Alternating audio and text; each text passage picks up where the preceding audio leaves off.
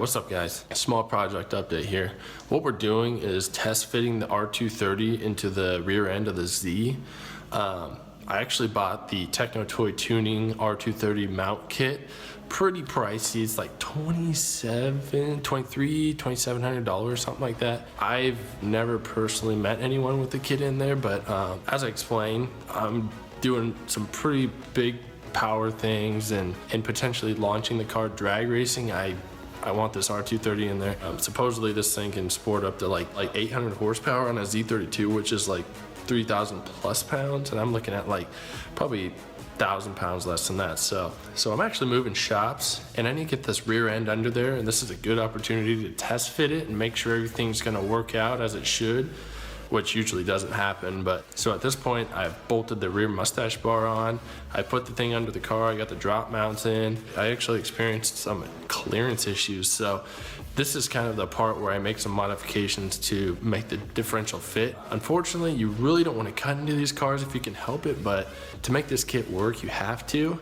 So let's go under the car, see what we got to do, make the cuts with our cutoff wheel and grinder, and go from there. Alright, just to give you an idea of what we're dealing with here. Basically, you got the top of the differential here. This is a big boy. This is probably like 3 times bigger than the factory one. I think it's an R160.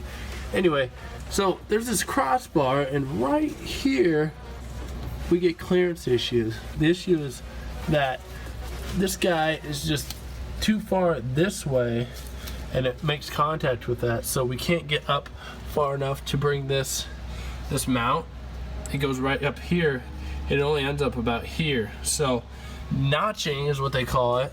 Right here, basically making a slot for this guy to fit, is going to allow us to get that up in the car and get us on our way.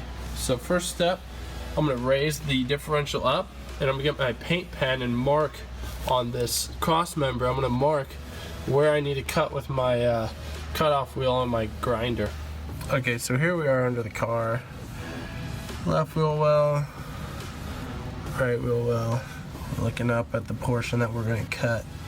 So I've made a rough drawing. You can see where vertically that's going to give us our clearance, and then horizontally that's kind of where the differential, I guess it'd be the differential covers interfering. We're just going to take our cutoff wheel and kind of go at it and see if we can get this thing to give us the clearance that we need. And once we're done cutting, we'll push it up. If it fits, we'll eventually box it in and go from there.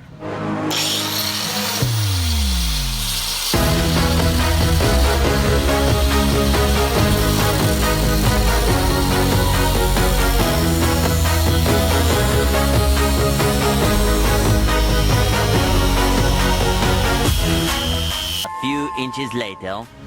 Okay, so this is a very rough cut we've made with our cutting wheel. As you can see, the edges are not precise or anything like that.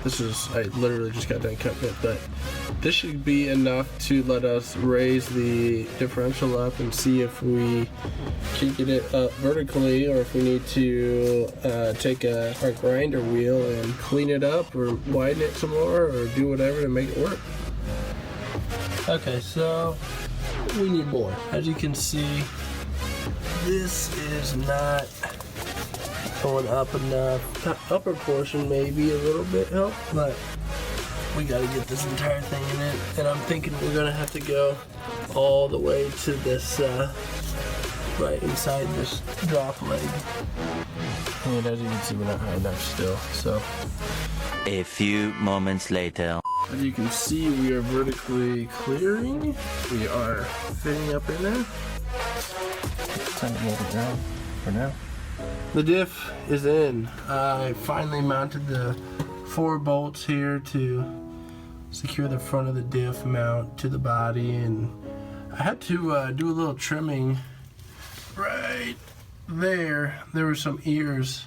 Didn't really expect that, but oh well, shit happened. But yeah, everything's mounted up. The diff is solid. I mean, like I said, this is more of a test fit than anything. Everything seems to look good. I mean, the next time I think I'll be putting the rest of the suspension on once I get these caps here for the bottom pieces, and we'll go from there.